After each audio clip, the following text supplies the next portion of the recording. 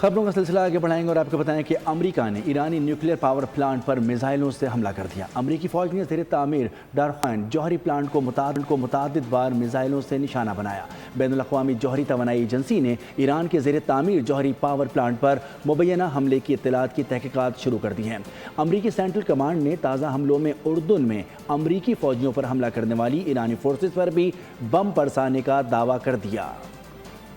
امریکہ نے ایران پر پھر بم برسا دیے۔ اس بار ہدف بنی ایران کی جوہری تنصیبات۔ ایرانی نیوکلیئر پاور پلانٹ پر میزائلوں سے حملہ کر دیا گیا۔ ایرانی میڈیا کے مطابق امریکی فوج نے زیر تعمیر ڈارخوین جوہری پلانٹ کو متعدد میزائلوں سے نشانہ بنایا۔ امریکی سینٹرل کمانڈ نے کہا ہے کہ ایرانی فوج کی ساحلی نگرانی، فضائی دفاعی تنصیبات، بحری صلاحیتوں، میزائل اور ڈرون ذخیرہ کرنے کے مراکز کو کامیابی سے نشانہ بنایا ہے۔ تازہ حملوں میں اردن میں امریکی فوجیوں پر حملہ کرنے والی ایرانی فورسز پر بھی بم برسانے کا دعویٰ کر دیا۔ بندر عباس، کشم اور سرک میں کئی دھماکے سنے گئے۔ امریکی فوج نے خوزستان اور ہرمزگان کے مختلف علاقوں میں شدید حملے کیے۔ بین الاقوامی جوہری توانائی ایجنسی نے ایران کے زیر تعمیر جوہری پاور پلانٹ پر مبینہ حملے کی اطلاعات کی تحقیقات شروع کر دی۔ بیان میں کہا کہ ڈارخوین کی یہ تنصیب ابھی تعمیر کے ابتدائی مرحلے میں ہے۔ ایجنسی کے آخری معائنے کے وقت وہاں کوئی جوہری مواد موجود نہیں تھا۔